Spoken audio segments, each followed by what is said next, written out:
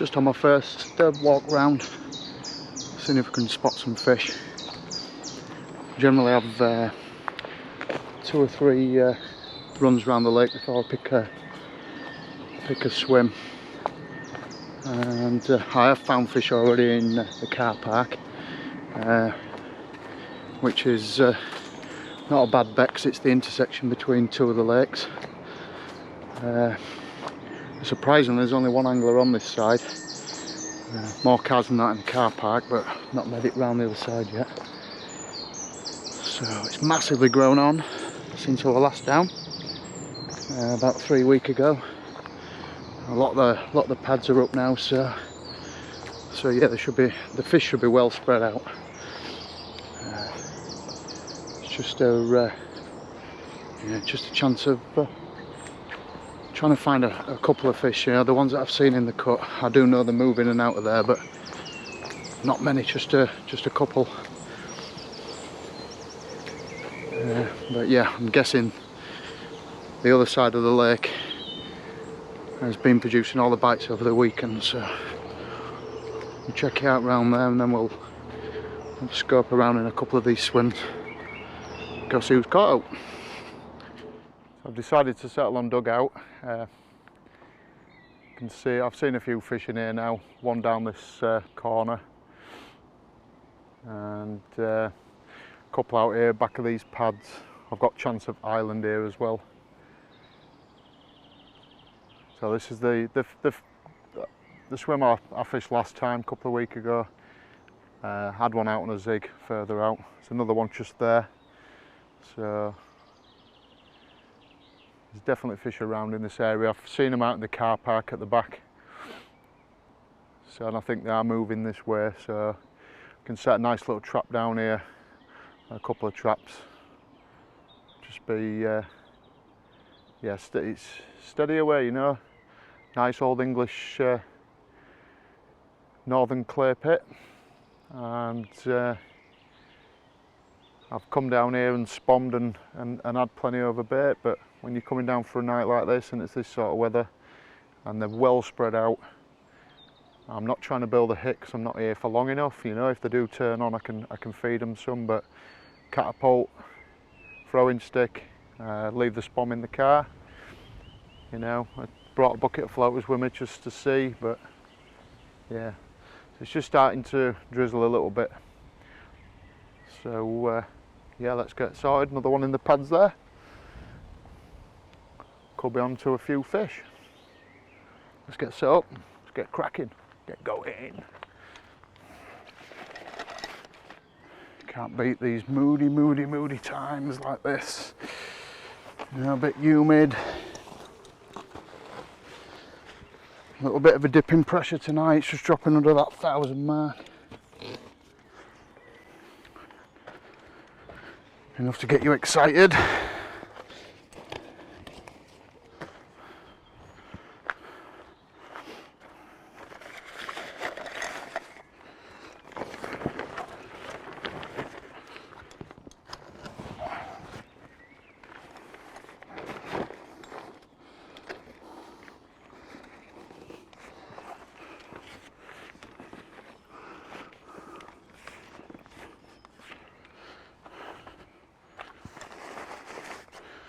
When overnighters, it's just about making yourself comfy. I've done that many of them in my life. I made the silly mistakes of trying to be hardcore, if there is such a thing, and I've ended up either wet and freezing and fishless,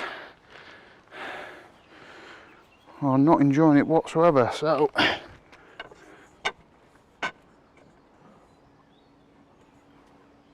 fish just come out on that margin.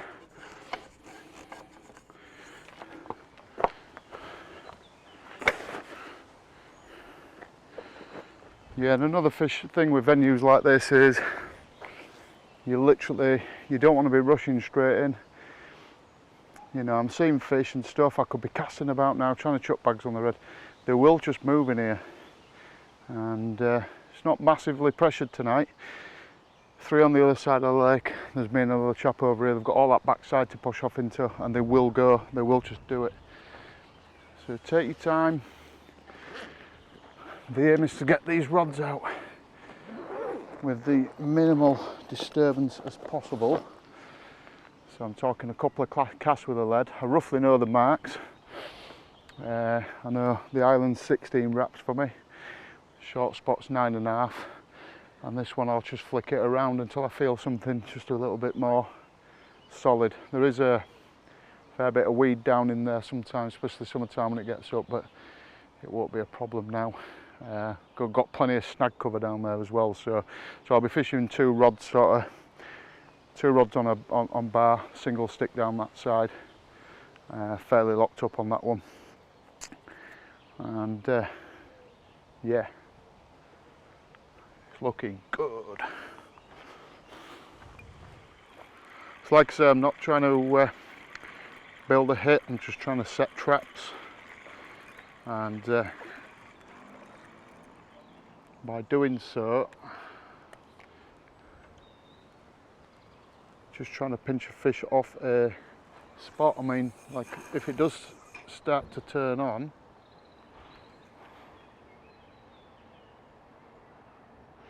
right, so I'm just going to pay literally to the edge of the bar. So I'm going to pay off. There's another fish up the side of that island. Now I have just dropped a lead up the side of the island and it is choked with weeds, so you know why they're in there. I mean, they haven't started spawning down here yet. It does take them a little bit longer than a lot of venues, just because it's not massively deep, but 10-12 foot on average, and it's quite sheltered, so it's known for spawning maybe sort of 3 week, 4 week later than most of the other venues around here.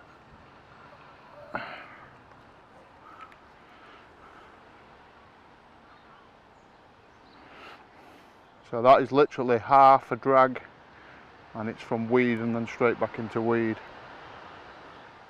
And this is one of the reasons why I do favour fishing an helicopter. So I'll be fishing helicopter. There's another one out there. There's one thing for sure, guys, I am certainly on fish. You know, they are there without a doubt. So, right, I think I'm happy with that. Got the silver birch in the far background to line up to, which goes right to the skyline. Got a nice sight marker. Just give it one last little flick. Yeah.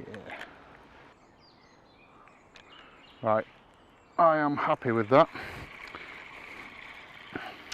So yeah, that's taken me quite a few more casts than what I would like it to have taken, but you know, I want to be happy.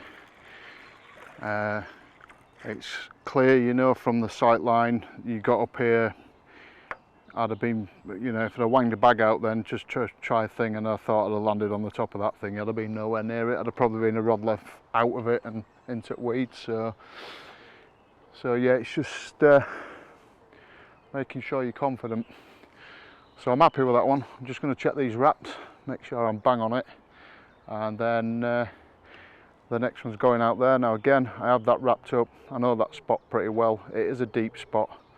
The old snag's sort of gone, so I can either fish the top of the shelf, which is really, really shallow, or I can come and drop it down into the 10 foot of water. So I'm going to be fishing 15 and a half wraps over to that one. Again, throwing stick bait, catapult bait, single down here, but I'll go through that as we go along. And hopefully, yeah, we've not made too much disturbance. I mean, that one was 2 casts and I found what I was happy with, and should be okay. A little bit of disturbance on that one, but I've kept away from where the fish were up the side of the island. And you can see the patrol route for these, they just come off the island and they follow the pad and hit the bar, so, and it's one of the shallowest bars in the lake, so I'll get this wrapped up. So yeah, it was virtually bang on. Just wrapped that up, and I'm 10.5, 10 3/4 wraps to there now. So again, just early winter, marked that up, and I got to the front of the bar. I was 10 wraps. That's in my phone and marked up. So checked it now, happy with it, and I can change my phone now. I know 10.5 to 10 3/4. I'm at the front and the back of the bar. So that's where we're going to be fishing, and the fish are still lopping out in there. As with any overnighter, I always like to try and make sure I'm prepared, and it just helps you, you know, and like I say, not to be rushing around like trying to jump on fish. The fish are here, it's a small lake, you know, I can always move on to them, but having that prep work here enables me just to chill out, watch a bit of water. I'm not tying rigs.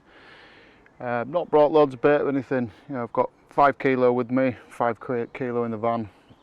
Probably put a couple of kilo out if that tonight. But the prep work always starts at home with me, and I enjoy winding the wife up by sat in the kitchen doing my rigs and planning the little trip ahead. And then I always know I've got everything going. So I've been fishing a few barbless waters recently. I'm not a massive barbless fan, so it was nice to get sat down and tie some real rigs, as I say. So this water's always fished well on inch stiff rigs, things like that. So I have 2 versions. I've got my hinge stiff rig with stiff boom, and then I have the same sort of chod section with a sort of 6-7 inch strip back piece of coatings, so combi rig basically. And what I'll be doing and why I do that is the island spot I'm fishing to is a fairly clear spot. You know, there's not much weed around there, so hinge stiffy will go on there, hinge stiffy in this corner. But I'm more inclined with that spot over there, knowing how much weed there is, just to fish something with a little bit more suppleness in the boom, just to give us, just to get it to sit right. So, and yeah, so I'm going straight in with 3 very similar rigs, and again, because I'm travelling light, I just bring my favourite hook baits, which straight 18mm pop-ups. These are the bug, you know. I'm always been a fan of the SLK, still am, for using it, but this is the one of our obviously newest baits. I love it a lot. And then the good old white milky malts, so, and never fail to catch with them. So for this one, I'm going to be using this inch stiffy.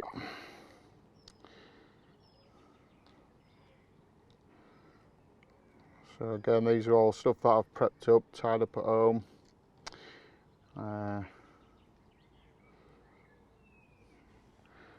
Bog standards, everybody's probably tied a million times before. The only difference is I use a jungle hook from PB rather than a chod hook, and I've got my reasons for that. There's sort of a instead of it being a complete outturned eye, it's actually got a sort of a kick in the shank, and it kicks out.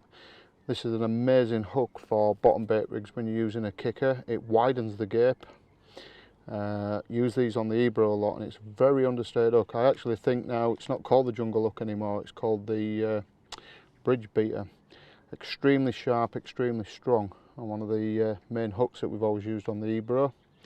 But I find them absolutely perfect for these chod type sections. Gives an amazing curve, and it just helps widen that gape from there. So yeah, that's my choice of hook, and we're going to go for a white. And as you can probably see, that is not as white as what it should be, and has been glugging for a long time. So these have had some of the bug liquid that goes in the Evo packs. Favourite liquid of mine. drop of that in, really soak them up. Just gives them a tint of like a little tint of brown, speckled brown, that might give it that washed out look if that's what people like. The word washed out does my head in. I'll talk about that another time, but I don't believe that carp know the difference between a washed out bait as such. It's got a lot more to do with the look of it. I believe it's more to do with you pre-digesting your bait, which again, I'll talk about that another time. That's one of those talks for whenever he starts getting really wound up. But you know, controversial, so we're meant to be. And yeah, so by putting this glug on, you're obviously not going to be as buoyant. You know, it's not going to be a straight. I mean, these white pop-ups that we do are crazy buoyant. I mean, you need to proper anchor them down, but it basically will not be as buoyant. And I do this quite a lot by trimming pop-ups down and using them as wafters, because I can get the exact buoyancy that I want out of my baits and my rigs. And again, that's something that a lot of people do struggle with, and probably something again I need to talk about a bit later. Right, I'll be done. Just going to check in the margin. Might just need a little bit more putty, a little trim, and then it's away. It's off out.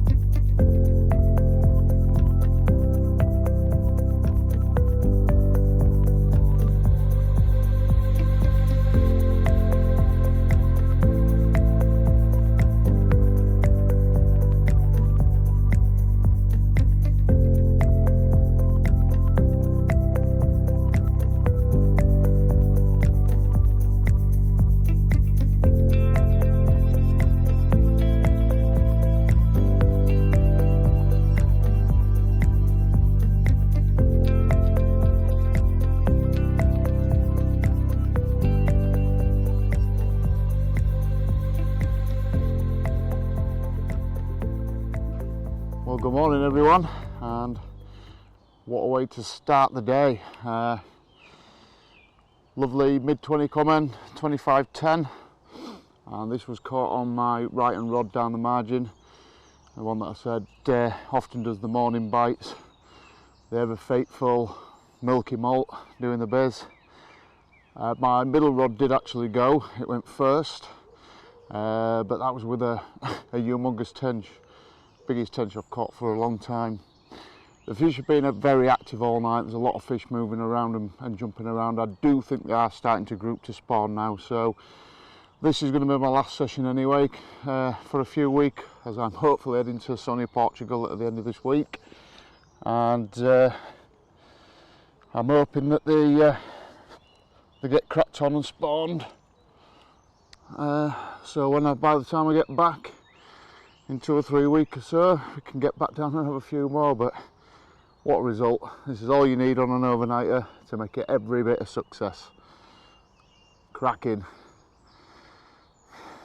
Time to pack up, get off to work. Yes.